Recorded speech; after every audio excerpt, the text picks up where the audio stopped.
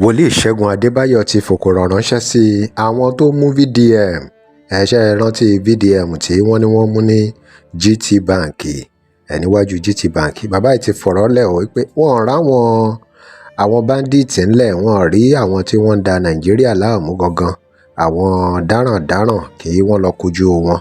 VDM náà lé káàkiri. Kódà bàbá yìí fòkò ọ̀rọ̀ ránṣẹ́ sí gbogbo àwọn òṣèlú, àwọn olóṣèlú burúkú ọ̀jẹ̀lú tó ń bàlú jẹ́ tó jẹ́ wípé àìsàn wà lára ọ̀pọ̀lọpọ̀ wọn. Kódà bàbá yìí challenge wípé wọ́n bá bí wọn dá kán bọ́ síta, kán bọ́ sóní páànù tí wọ́n bá nílù wọn nílùkulù. Pé mélòó nu wọn ló lè jáde láìsí siren, mélòó nu wọn ló lè jáde láìsí SSS. Kódà ọ̀rọ̀ kan gbogbo àwọn pásítọ̀ tó ń gbàdúrà fún àwọn ọ̀jẹ̀lú, àwọn ọ̀bàyéjẹ́, gbogbo àwọn àáfàá tó ń ṣàdúrà fún wọn pé gbogbo wọ́n sì lanú lẹ̀, wọ́n wo bí wọ́n ṣe ń ṣèlú báṣo. Ẹ wo bàbá yìí tún àwọn ọ̀rọ̀ tó lágbára jáde nínú fọ́nrán yìí o. Ẹnu wọn lẹ́ ti gbọ́ ẹ̀kúnrẹ́rẹ́ ọ̀rọ̀. Ẹ gbọ́ ohùn lẹ́nu wòlíì Segun Adebayo.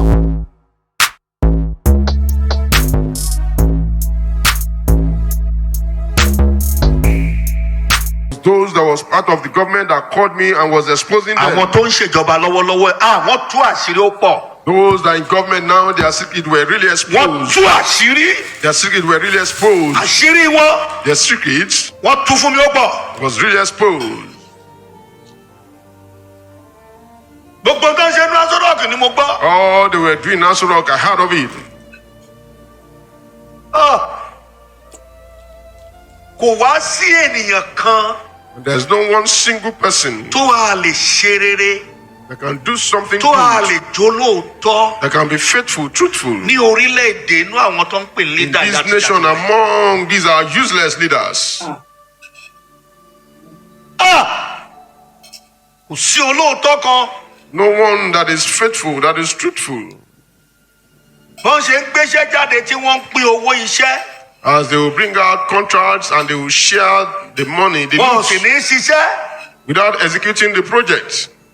Wọ́n ò jẹ́ kó nǹkan gidi wọ orílẹ̀-èdè. They do not allow anything good to come into this nation. Ìwọ tó o bá gbé investor wá ń ṣe o máa sanwó ni o. If you are bringing an investors, you have to pay. Ẹ wá ní ká yí àwọn ọ̀dọ́ máa useless. You are saying the life of the youth should not be useless. Gbogbo àwọn tó jẹ́ àgbààgbà nínú ìránṣẹ́ Ọlọ́run wọ́n dẹ̀ mọ ohun tó ń ṣẹlẹ̀, gbogbo wọn gbẹnu dákẹ́. And Kò sẹ́yìn tó lè sọ òótọ́. Those that are ministers of God, the elderly ones, they know the truth, but none of them Wọ́n could tú see àṣírí.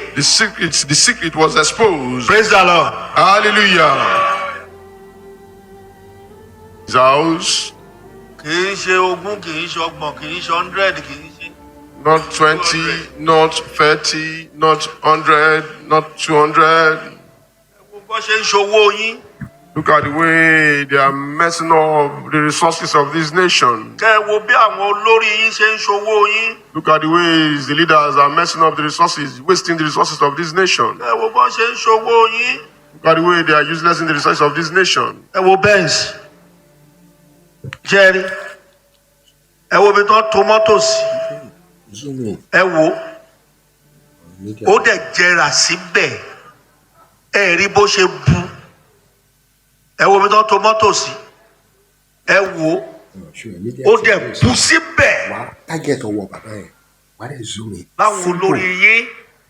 Ara àwọn iṣẹ́ tí mo ti ṣe nígbà tí. Just park a lot of vehicles there. Àwọn ANCC tó mú Iṣẹ́ mi ló bury that man.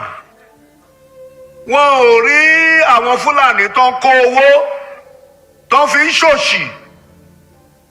Wọn ò rí wọn mú. Àwọn Fúlàní tó ń kó ọ̀pọ̀lọpọ̀ owó. Ó wà mí, ó wà lórí fóònù mi. Wọ́n tún òbítíbitì owó. Wọ́n fún sílẹ̀ ńlẹ̀, wọ́n béèlì owó. Àwọn ANCC gọ́ọ̀mẹ̀ntì ò rí wọn. Ẹ ní mú àwọn Fúlàní, ẹ máa mú àwọn ọmọ Yíbò, ọmọ Yorùbá, ọmọ Niger Delta. Ẹlẹ́yìn ṣèjọba ìjọba irọ́ tí ẹ̀ ń ṣe. The AFCC Ìjọba olè, ìjọba ìṣòtítọ́, ìjọba ìmọ̀tara ẹni. Ẹ jẹ́ kí nǹkan gidi ó wọ orílẹ̀-èdè yìí. Ìjọba ìmọ̀tara ẹni. Ẹ̀dẹ̀ ń lọ mọ́ṣáláṣí. àwọn àfáà yín wò yín wọ́n ń súre wèrè fún yín ẹ̀ ń lọ ṣọ́ọ̀ṣì àwọn bíṣọ̀bù àwọn pásítọ̀ rẹ́fẹ̀ àwọn wòlíì orí burúkú tẹ́ ẹ ní wọ́n ń súre èpè fún yín gbogbo ẹ̀yin tẹ́ ń dààmú wa lórílẹ̀‐èdè àìsàn burúkú ẹ máa bá kú àmín.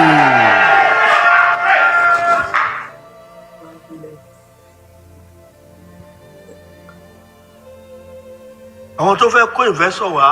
Those that want to bring in investors.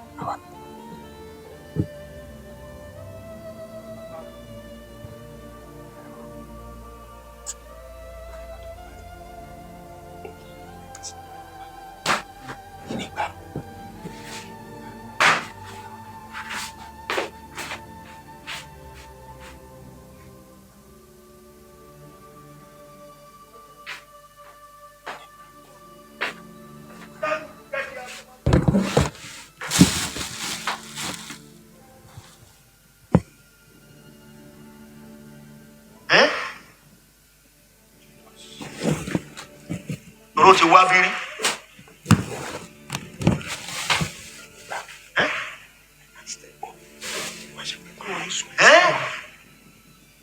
Tó bẹ́ẹ̀ ṣe ń ṣe oníbàwọn ṣe ń ṣe nìyẹn o. Ẹ wá ní kí pọ̀jù máa ń rán pàdé lù. Ẹ ní kí ìyá máa jẹ wá.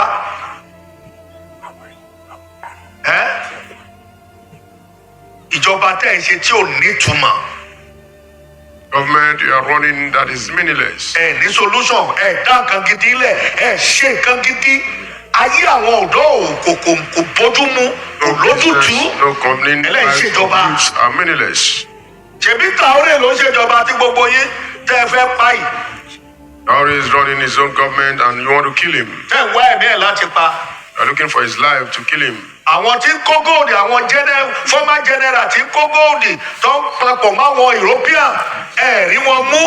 Àwọn tó bá ti náwó lágbo làwọn ANCC àwọn DSS lọ ń gbé. The generals, former generals, àwọn Fúlàní the Fulanis. tó ń fi owó ẹ̀jẹ̀ tó ń gbà owó tó ń jí tó tún jí lọ́wọ́ ẹ̀yin politician wọ́n ń waste ẹ̀. Wasting the ransom they've collected. You could not arrest them. Ṣèjọba ìjọba Arresting those that are spraying money at parties. This is not government. Ẹ ṣòótọ́.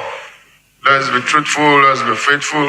Ẹ lè máa ṣe báyìí kẹ́ ẹ pẹ́ láyé. You can't continue like this and live long. Ẹ dẹ̀ lálàáfíà náà o, kò sí ètò lálàáfíà nù yẹn. There is no peace, there is no good health for them. Àwọn aláwọ̀ náà lọ ń tó àṣírí ara o. They are exposing themselves. Gbogbo yín kàn wọ agbádá kiri kò sálàáfíà lára yín. There's no peace of God in their life. Ẹ máa ṣe ṣerú iṣẹ́ ibi bẹ́ẹ̀ yẹn kẹ́ ẹ lálàáfíà.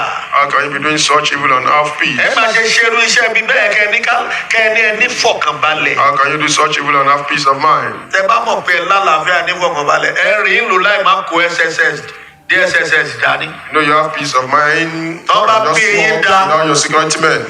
Ẹ kàn jáde ẹ má fún sàárì kẹ́ ẹ kàn fẹsẹ̀ rìn. Ẹ lọ fẹsẹ̀ rìn lóní pààrọ̀ wọ́n bá ti yẹgi fọ́pọ̀lọpọ̀ yín. Bá a ṣe ṣó tiẹ̀ yẹ mo tún máa ń sọ kí ni mo máa ń sọ ṣó yẹ ká máa gbàdúrà báyìí ṣá. We will need to pray. Bí àwa tí Ọlọ́run fún ní oore ọ̀fẹ́. We that God has given us grace beyond human comprehension. Ẹ gbàdúrà. Pray. Ọlọ́run dákun. God, please. Fi àánú ṣá. Use mercy, Kó fi yanjú ọ̀rọ̀ tèmi. to settle my own case. Ẹ bọ́lá ń sọ̀rọ̀ dáadáa o. Talk to God very well. Orí tí bá ní kí n máa sọ̀rọ̀ yìí lọ máa sunkún gan. I say I should continue, I will cry. Ọlọ́run fi àánú yanjú ọ̀rọ̀ tèmi. Best to settle my own case. Ó yá ẹgbẹ́ Jésù ẹ gbàdúrà rẹ̀. tó ọ̀rọ̀ rẹ o ẹ̀yin èèyàn wa kí lẹ rí ẹ lórí gbogbo ètí bàbá yìí ti sọ kalẹ̀ yìí o gbogbo bí wọ́n ṣe ń ṣe mọ̀nàmọ́ná tí wọ́n sọ ìlú dìdàkudà rádaràda tí wọ́n ṣe tán sọ ìlú di bó ṣe dà yìí kí lè ròyìn ẹ̀yin èèyàn wa kí lọ́nà àbáyọ fún gbogbo àwọn tó wà nílẹ̀ Nàìjíríà wòlíì Ṣẹ́gun Adébáyọ̀ ti sọ tiwọn o bí wọ́n ṣe rí bó ṣe rí lára wọn náà ni wọ́n ti sọ báwo ló ṣe rí lọ́dọ̀ tiyín kí lè ròyìn lórí ẹ̀ ẹ dá sí ẹ drop comment yín remember to like share and follow us thanks for watching náà lọ fún ìpolówó ọjà ẹ pè WhatsApp number page. tẹ́ ẹ bá lè rí àmì ṣe gbogbo ogun tó lóhùn ní gbọ́ tó lóhùn ní gbà lórí ayé yín, iná agbára Ọlọ́run máa jó dànù. Kí lè nǹkan tẹ̀ ń là kọjá tó dàbí pé ẹ ti wá ọ̀nà àbáyọ ṣùgbọ́n tí ẹ ti rí ọ̀nà àbáyọ? Ẹ ti pàdé wòlíì yín ló fà, ṣùgbọ́n arán mi sí ọ lónìí dádì, arán mi sí ọ lónìí mọ́mì. Olúwa lòun fẹ́ ṣe nǹkan ńlá nínú ayé yín. Olúwa sọ wípé gbogbo tẹ̀ ń là kọjá yẹn òun fẹ́ fi òpin sí. Kí nìkan tẹ̀ ń là kọjá lórí ìgbéyàwó ni, lórí ọmọ ni, lórí iṣẹ́ ni, níbi gbogbo ni, bóyá ogun kan ló dàbí pé ogun yẹn le, ẹ ti gbìyànjú kò tí ì sí ọ̀nà àbáyọ. Ẹ jẹ́ àjọ gbàdúrà, ẹ jẹ́ àjọ wá ojú Olúwa. Kí làṣírí ogun yẹn gangan? Ẹ jẹ́ àjọ wádìí lọ́wọ́ Ọlọ́run ká dẹ̀ mọ ọ̀nà àbáyọ.